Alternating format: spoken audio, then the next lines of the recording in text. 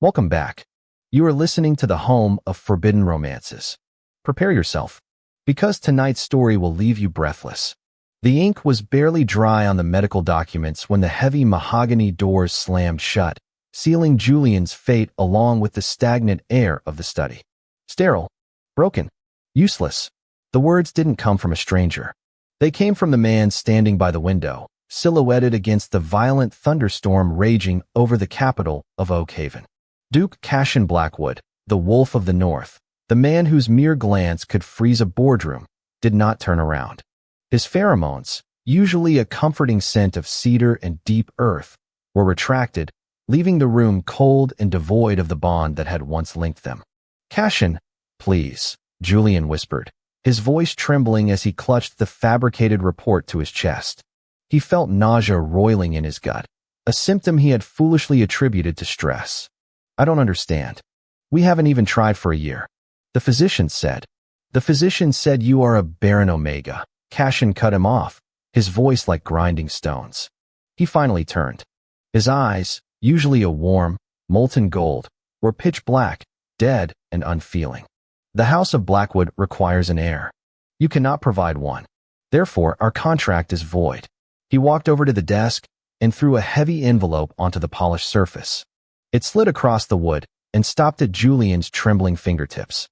"Severance," Cassian said, buttoning his suit jacket with agonizing precision. "Take it.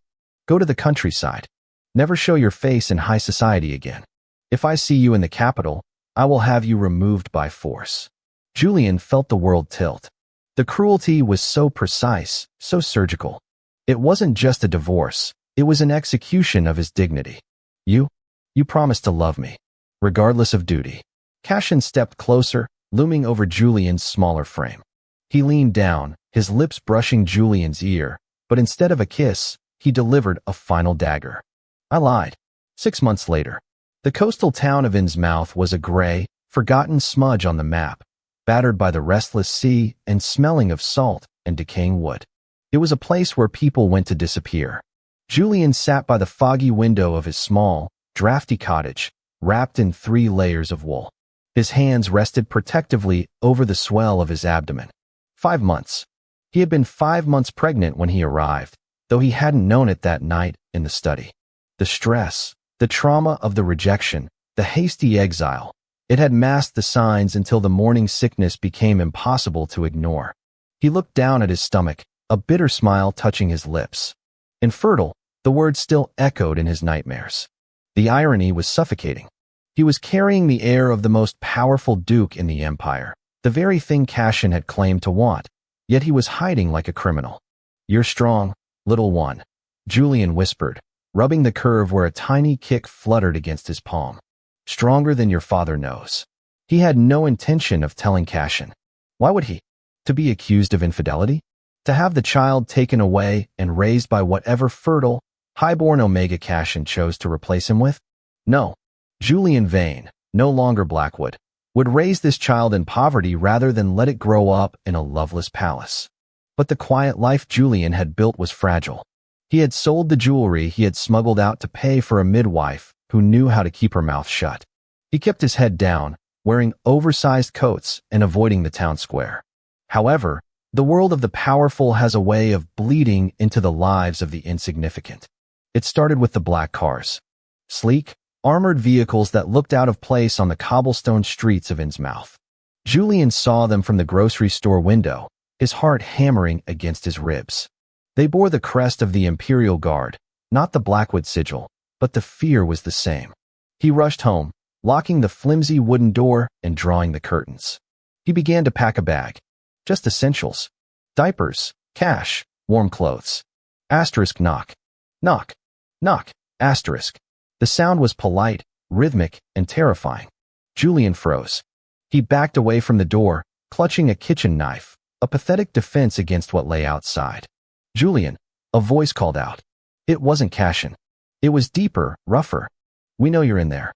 Open the door, and we won't have to break it down." Julian didn't move. The wood splintered with a deafening crack as the lock gave way. 2 men in dark tactical gear stormed in. Julian scrambled back, tripping over the rug, the knife clattering uselessly to the floor as he shielded his stomach. Target secured, one of the men said into an earpiece.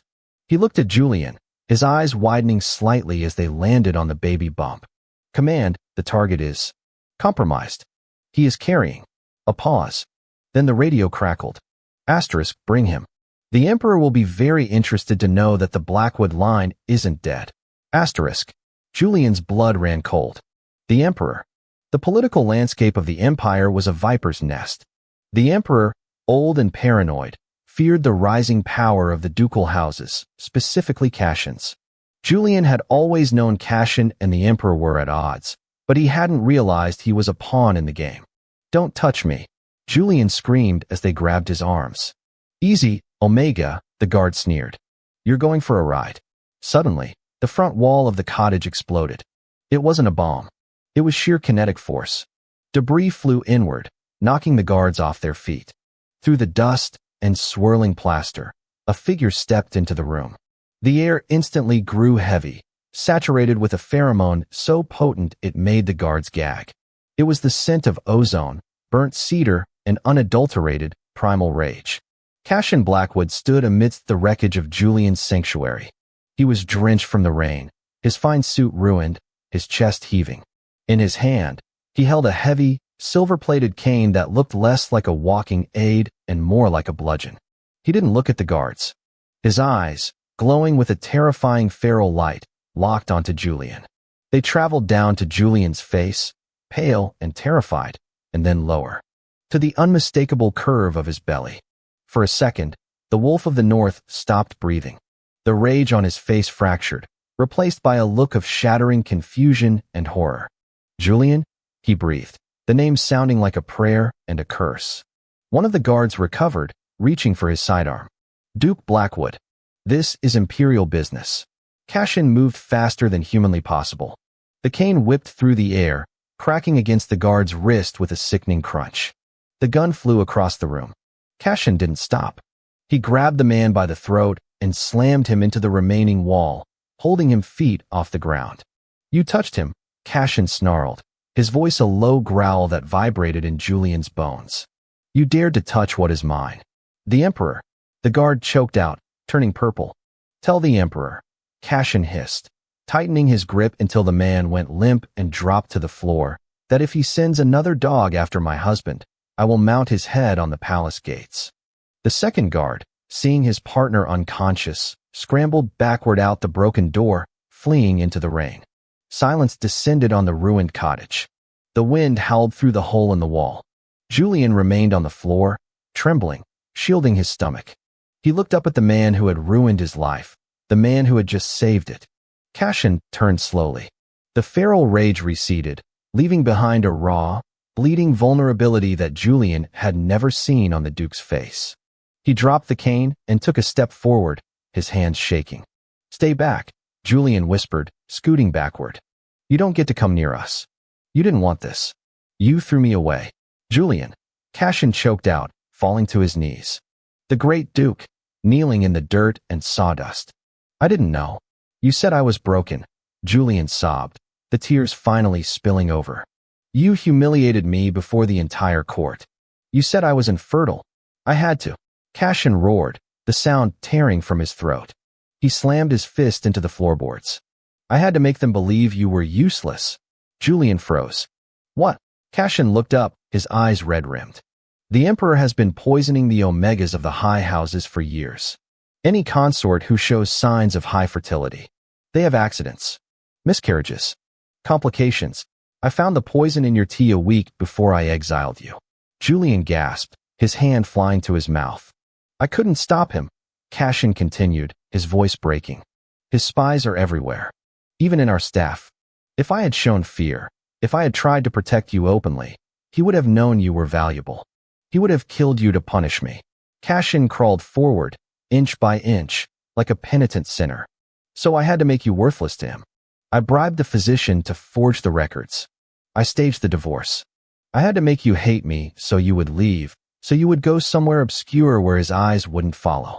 He stopped a foot away from Julian, reaching out a hand but not daring to make contact. I thought I was saving your life, Cassian whispered, staring at Julian's stomach with a mix of awe and terror. I sent you away to keep you safe because I thought we had time. I didn't know. I swear on my life. Julian, I didn't know you were already carrying. Julian stared at him. The cruelty of the last 6 months began to unravel, reknitting itself into a picture of desperate, twisted sacrifice. You destroyed us to save me. Julian asked, his voice trembling. I would burn the world to keep the ash off your hem, Cashin vowed. But I was a fool. I arrogantly thought I could control everything. And now I've put you in more danger because I didn't check. I didn't ask. Julian looked at the man he had tried so hard to hate. He saw the exhaustion etched into Cashin's face, the gray hairs that hadn't been there 6 months ago. He realized that while Julian had been suffering in isolation, Cashin had been suffering in a purgatory of his own making, hated by the only person he loved, all to keep that person breathing. Why didn't you tell me? Julian asked softly. Because you are a terrible liar, my love. Cashin gave a wet, sad chuckle. If you knew it was a ruse, your eyes would have betrayed us in court. Your grief had to be real for the Emperor to believe it. It was a brutal logic. A logic devoid of emotion, yet entirely driven by it. It was exactly the kind of plan Cashin Blackwood would make. The Emperor knows now, Julian said, looking at the unconscious guard. They saw the baby. Cashin's expression hardened. The wolf returned, but this time, he placed himself between Julian and the door. Yes, the ruse is over. Cashin stood up and extended his hand to Julian. No more hiding. No more shadows. If the Emperor wants a war for the succession, I will give him one. Julian looked at the hand. He hesitated. The hurt was still there, deep and aching. But as another contraction of fear tightened his chest, he felt the baby kick. He needed protection.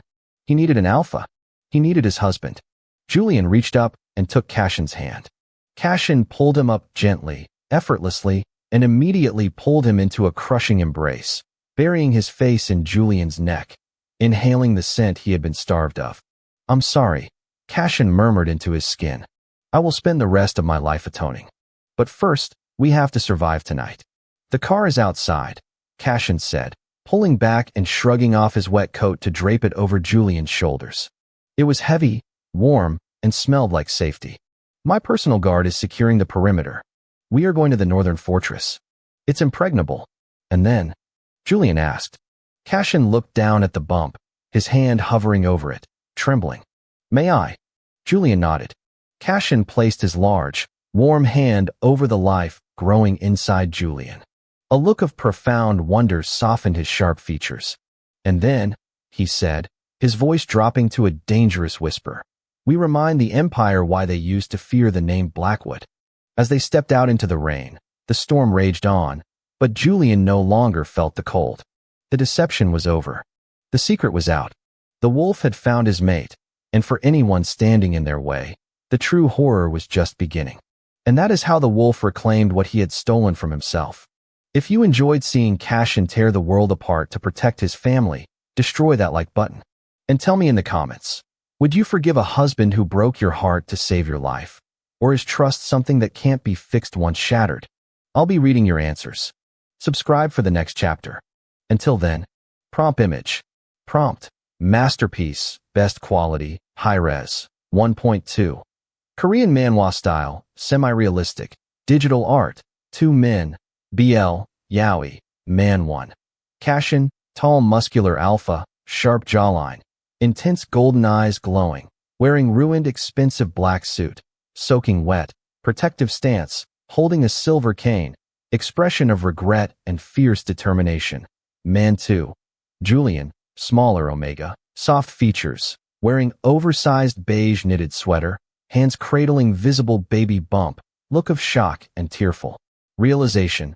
Background is a destroyed rustic cottage interior, wooden debris, rain visible through broken wall, dramatic moody lighting, blue and gray color palette, cinematic composition, emotional atmosphere.